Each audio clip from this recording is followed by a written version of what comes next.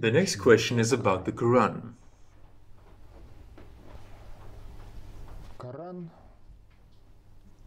Everyone should read the Quran on their own.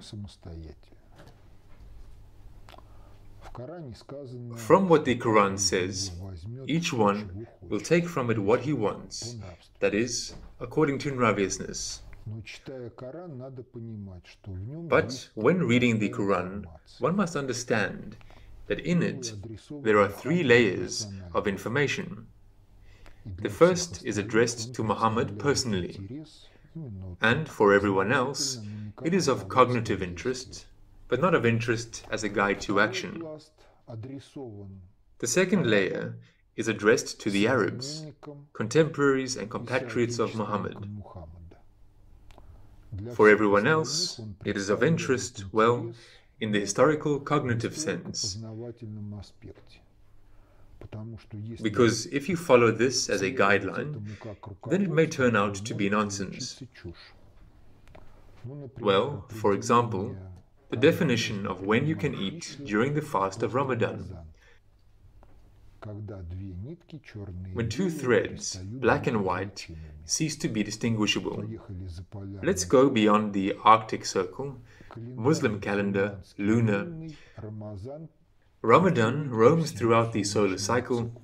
The polar day comes. We are waiting for two threads to cease to be distinguishable. You can't drink or eat.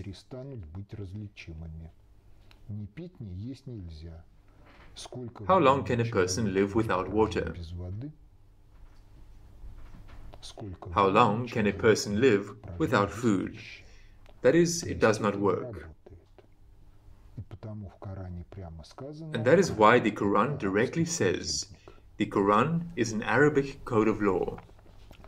The third layer of information is truly addressed to all people at all times. And this is also not a guide to action. Do this and that, and do not do this and don't do that.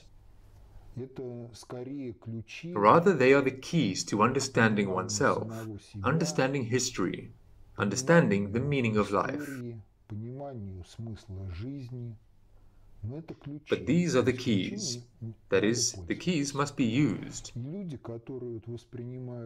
People who perceive the Quran precisely in such a quality, they all say as one, that every reading of the Quran, after a few years, it always opens up something new in understanding.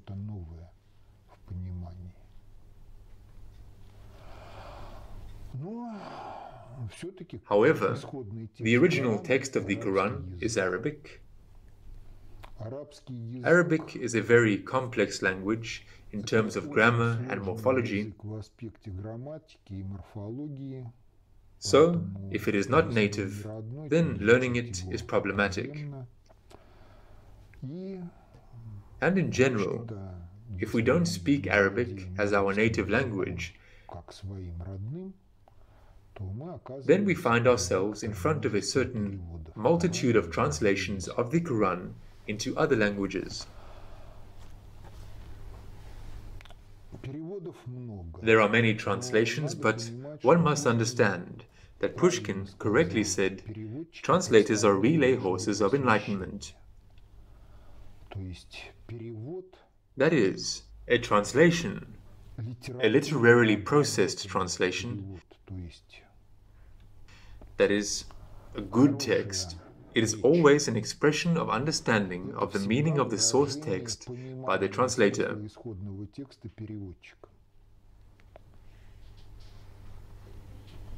In addition, associative links in different languages are different.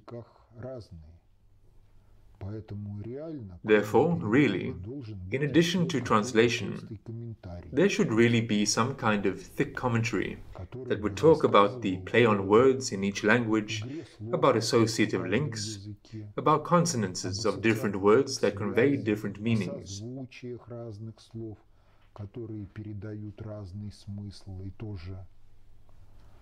And in general, this circumstance of all translations, without exception, be it literary works, be it scientific, be it religious texts, It leads to the fact that translations which are made high qualitatively in the aspect of literature stylistics, they are a kind of railway from which you will not get away anywhere.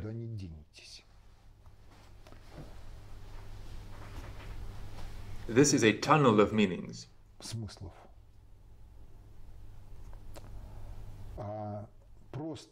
But simply a literarily non-processed interlinear translation, which is disfluent, incomprehensible at some points,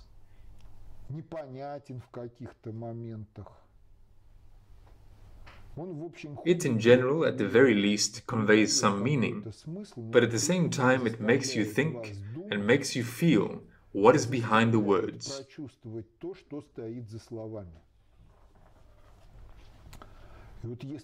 Now, if you approach from these positions, then the translations of Sablukov, Osmanov, Prokhorov,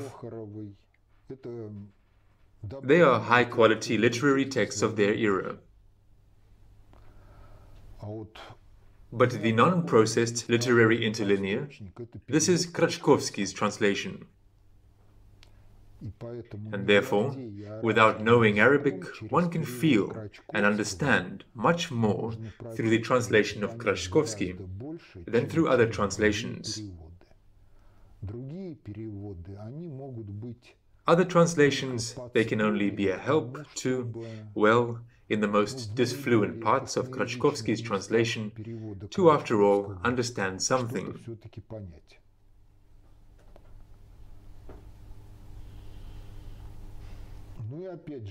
Well, again, the Quran must be read without prejudice on the theme that these are fantasies of Muhammad, or a retelling by Muhammad of what someone from the environment sang into his ears.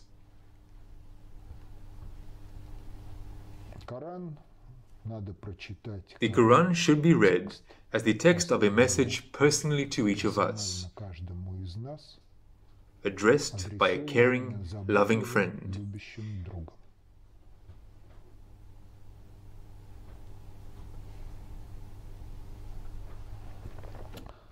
What is at first incomprehensible then becomes clear.